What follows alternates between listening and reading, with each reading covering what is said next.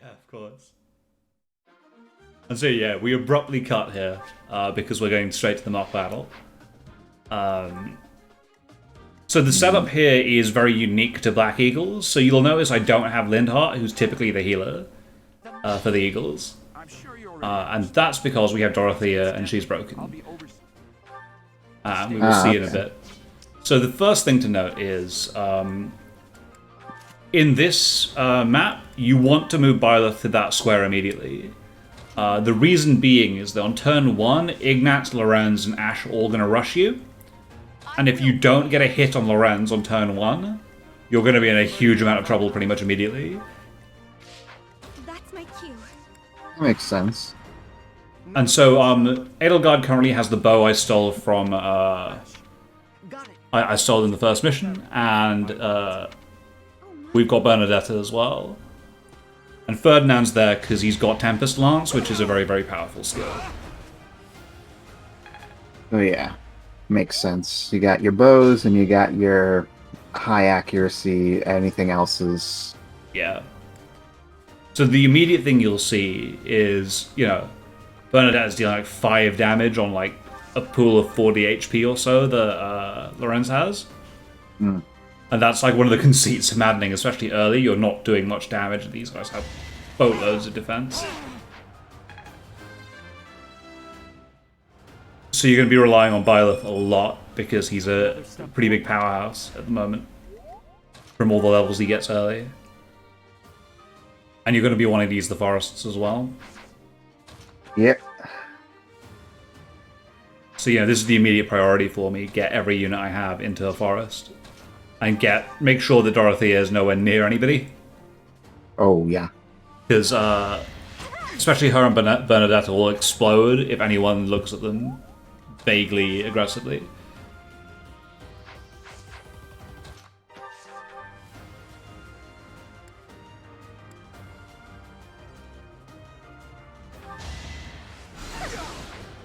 You were wide open.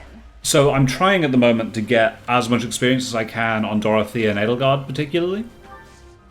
Because I will be using them in the future. Whereas I won't be using the others quite as frequently after about chapter 2 or 3. Let's use the forest to set up an ambush. I'm counting on Makes your support, sense. everyone. That's because I want a certain cast, and I want, you know... And because of that, I'm recruiting a lot of people, basically. Is there really nobody else he could have fired at? That would have... If they're waiting in the forest, I mean, he could have well to fired at Pilot, I guess. Yeah, to he could have avoid shot at counter. Byleth, but the AI prefers doing damage to to avoiding damage, if that makes sense. So it Interesting. saw that it could deal the most damage to Edelgard, so it chose to take that damage so it could hit harder. I've lost. It's like the opposite of what I would mostly expect. Well, so Like, there was... yeah, Fire there Emblem was some Heroes, right, situation, works on the yeah. principle Oh, yeah, of avoiding heroes. damage. Mindful. And so yeah, the AI is a bit different in some ways from what you would expect. When I played Genealogy of the Holy War, there were some situations where I could get like 100% evasion on enemies, and if I did that, they would just like... They wouldn't even approach me. They would just stay where they were. Too smart. And you see here, what I've done is I've put Ash in the own zone. Ugh. That's the problem, not having close counter at this point. Yeah. And so this is how I'm just going to have Dorothea beat on him to get a level up. Oh, with the weak thing. Okay. Yes, because it's quite difficult to get her levels early, but she makes up for them once she does, because she gets very powerful spells very quickly. So you want, like, on any Black Eagles run, you'll want to level Dorothea, because I think she gets Thoron, and that's 3 range, which is a big deal when you get it. Oh, yeah. Smart. Stay focused. Yeah, so he starts using vulneraries, but that leaves him in perfect range, because he's got 3 HP, and Dorothea deals exactly 3 damage. So strong. Have to do better next time. I've I've got many skills, you know.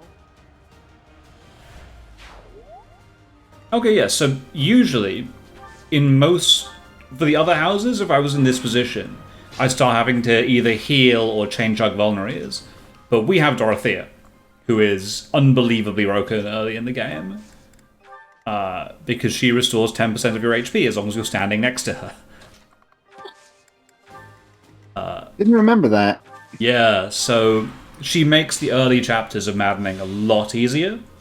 It's why I think the Eagles have the easiest time early. Because, you know, I can just wait as I approach these guys and heal to full. Yeah. Nobody cares about getting, like, an A rank on your performance or whatever in this situation. Yeah, there's no benefit to it. And I'm like, well, all it does is save money and save healing charges.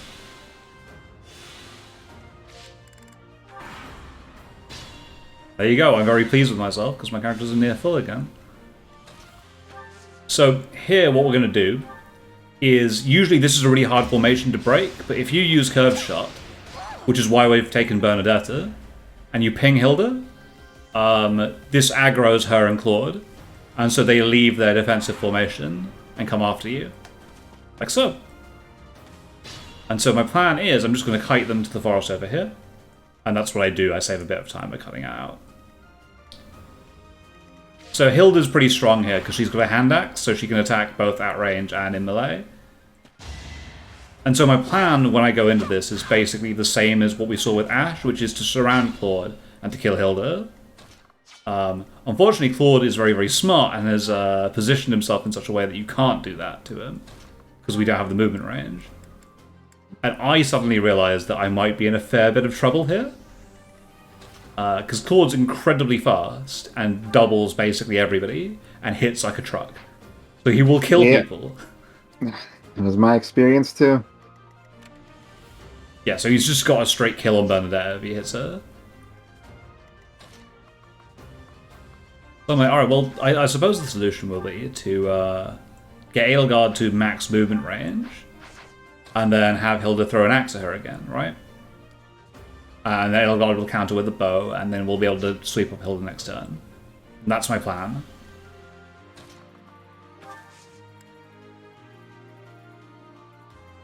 And I think about it for a second, I'm like, is this right? Does this work? That's a lot of maddening for you. Like, playing maddening is very much an art, not a science. That is interesting for sure. So I'm pretty pleased with myself. I'm like, this is set up properly. And then I realized, obviously, Hilda can melee. And I didn't get to full range because there was a forest, which cut my movement by 1. Oh. And so now I'm like, well, bollocks.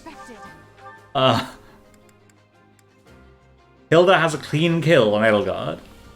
And Aelgard can't get to range. So I actually looking at that, there is another solution. Which is, if I put Aelgard to full range, I can get Byleth to intercept. But that still kind of just delays our problem until next turn. So what I do is I go, well, if Byleth kills this unit, then Aelgard can kill her, and then the other 3 can gang up and kill Claude, right? Right. And so I think about it some more, and then I realize, hold on. We don't have the damage here to kill Claude. So this is...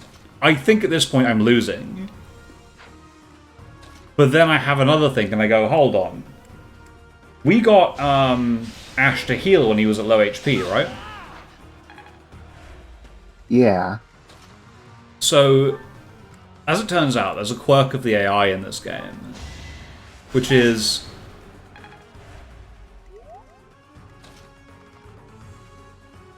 if they are at significantly low HP,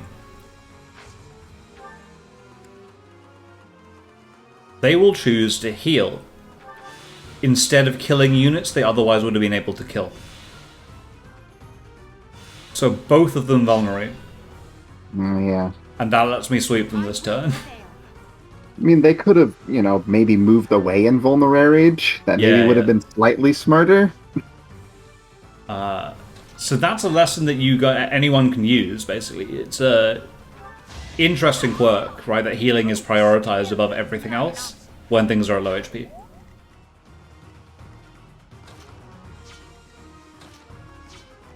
More important early than it is late, since late game bosses tend not to carry healing items, but, you know, it is what it is.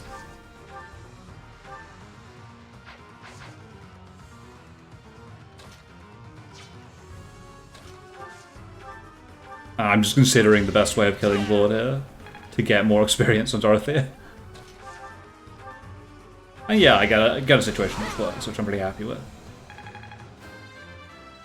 It's one problem down, at least. And she gets a Ooh, pretty great good. level up, Mage and Speed. I hate. So, from here, what you'll want to do is you need to engage with Manuela, who's up on the top left. So, She's all by herself, right? yeah, so she's up on a healing tile on the top left over there. You can see her attack range come down to the barricades. Hmm. So, well, we're going to do that, but first, obviously, I have everyone surround Dorothea, so she can top out their HP again. I'm very pleased with. And so, yeah, what's going to happen is I'm going to try and sweep up Manuela and then try and deal with the rest of the Blue Lions. One thing you can do in this is if you try and go up the middle, you aggro everyone, they'd run after you. I would not advise doing that on Maddening. It doesn't work. Yeah, I don't think so. I'm sure I there's- always play cautiously like that. I'm sure there's a way of doing it, but Lord knows I do not know what that way is. It's definitely not worth the trouble. Yeah, do quickly what you can do safely, I Exactly, always right? say. I'm just like, yep, very pleased with myself, let's keep ending turn. So you're gonna actually, like, break the barricades to go up there, or Yes. are you gonna go around? So if you break the barricades, you get class experience. Oh, right, okay. So yeah, you can master Commoner and you can get bow experience, for example, from breaking the barricades. So Manuel is equipped with an Nosferatu. What you can do if you're cheeky and want to is you can just have her attack you 4 times and vulnerate through all the damage. And what'll end up happening is she'll run out of Nosferatu charges and will be completely have helpless. No backup weapon? Nope. Hmm. And then you just, poke her to death. Or, and you can see that, right? She's got 4 charges on Nosferatu left. So in theory, I could kill her. I could have her run out.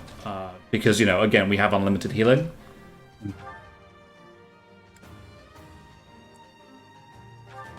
But instead, I just Tempest Monster her down. This was beneath me. Probably didn't need to do that. I probably should have actually done the other tactic so that I could get the right people the stuff they wanted. But there's also a second conceit I have, which is what's going to happen now is Mercedes, Dimitri, and Didier are going to rush you. And so you very, very badly want to have somebody on Manuela's healing tile. Because this rush is, like, almost as bad as the Claude Hilda rush. Almost. Seems worse, honestly. So it's helped by the fact that Mercedes and Didier aren't as lethal as Hilda is. They're not fast units, basically. Dimitri is about as much of a nightmare as Claude is, though.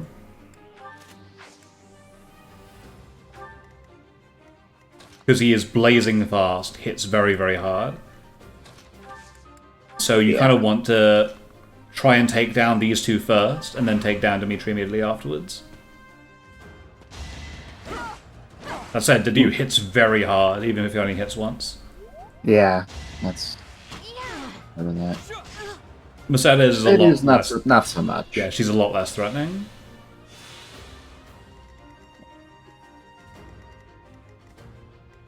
So yeah, so Dimitri is positioned just out of range, fortunately. And Didier, despite being very strong defensively, will just get blown up absolutely blown up by any sort of magic damage that vaguely looks at him. Yep. Ooh, nice. Yes. We've already mastered Commoner, which is really good because 5 HP is huge. At this point, for sure. Yeah. Oh no. This is as far as I can go. I would thoroughly recommend mastering that class on basically everyone because, yeah, it just helps. Think this through. That's not happening. No, that's definitely not happening. So I don't think you can access the market on for this part, which is a bit annoying because it means you can't equip everyone with bows and just deal with problems like that. So I'm having a think, I'm like, how do I get the kill under you without giving it necessarily to Ferdinand, who I don't want that much experience on? And the way I'm thinking about doing it is if I hit him with Thunder and then have Edelgard smash him, he'll die. In theory, anyway. Oh no, I have him Tempest Lance, don't I? Hmm.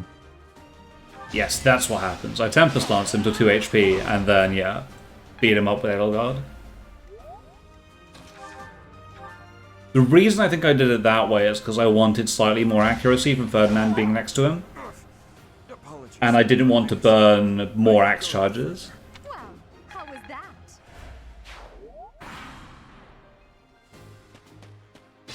And so yeah, Dimitri aggressively moves forward, but now we're in a very good spot because what we can do is have Byleth block him. And yeah, as you can see here, hits like a truck and doubles. So Dangerous don't mess with him. person. Ooh. Yeah, I know, right? But yeah, fortunately, because our Byleth is level 3 and Byleth is Byleth, Dimitri isn't going to get a double here. So as long as we play smart, we should be okay.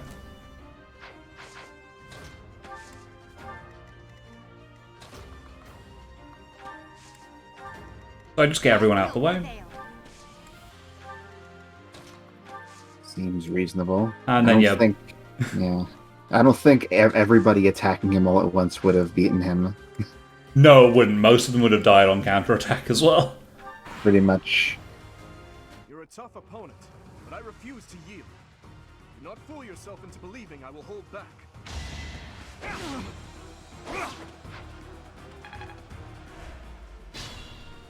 But yeah, we're in a pretty good space now. The heal tile definitely helps a lot with that. Yeah, it really does. Because it gives a defensive bonus as well. Which is very, very solid. And so yeah, one of the things you'll see me doing a lot when you watch me play is I use a lot of the skills like Tempest Lance and Windsweep, all that kind of stuff. It's very, very important in Maddening, and it's something you should always consider, basically.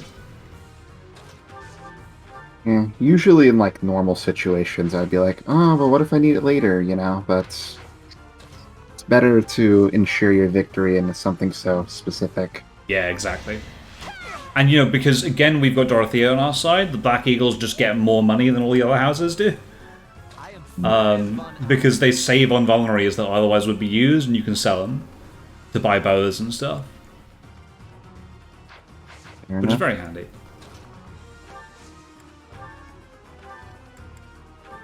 Oh yes, one thing of note, obviously, is that I obviously robbed all the other members of the Black Eagles for their weapons. And put them on all my characters. Oh It's yeah. definitely something you should do. I accept Why not? If they're not being used anyway. you as my Yep. opponent. I won't hold anything back. I would expect no less. I realised I accidentally forwarded through some of Edelgard's dialogue. But that's okay. There we go. That's a fairly standard Edelgard level there. My training was Dexterity is better. I am so Yeah, sorry. she wants dex. She wants strength. She wants speed, but she's not that likely to get it from what I recall of her stat growths. Yeah, I feel like with what Edelgard ends up becoming, speed's not really going to be her strong suit. Yeah, what she really wants is to equip like a Brave Axe. and then just go to town like that, usually. Totally. So yeah, the last person deal with the Hanneman, and I think I fade out here so that we can just jump to while we fight him. Agitate, huh? Yeah, he's actually quite dangerous. So I made a mistake here. I walked in, Bernadetta, thinking she'd be able to fight him. She's not able to fight him. She dies to him. Because he actually has two weapons. He's got the Sagittae and he's got a Wind Tome. And if he equips the Wind Tome, he doubles Bernadetta, which isn't immediately obvious if you just look at the numbers. Oh, yeah, that's an interesting wrinkle. Yeah. So I was purely looking at the numbers going, oh, there's no way he doesn't double Vendetta. And then I saw the actual combat preview. And I was like, oh, okay. Whoops.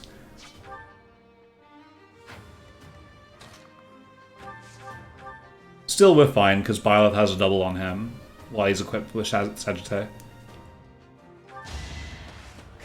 Oh.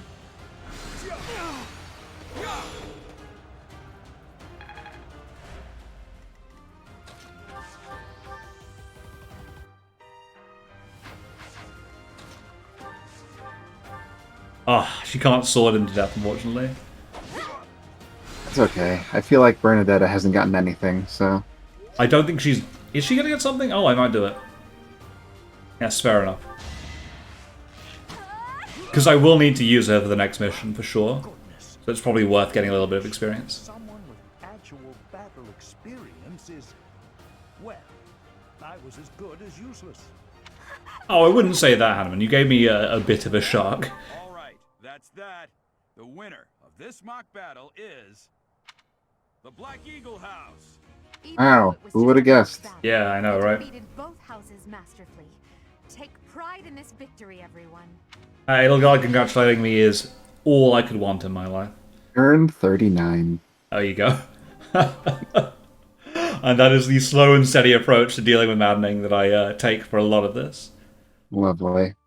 And so that's kind of where we leave it for now. That is, basically how a lot of maddening will work early. You need to be patient, and then slowly, as you get access to more skills and more things, the game becomes much more of a player phase offensive game than the more defensive style that I use here. Alright, should be exciting. I'm looking forward to playing more of it. I'm looking forward to recording with more of our friends from the Fire Emblem Heroes Discord as well. Alright.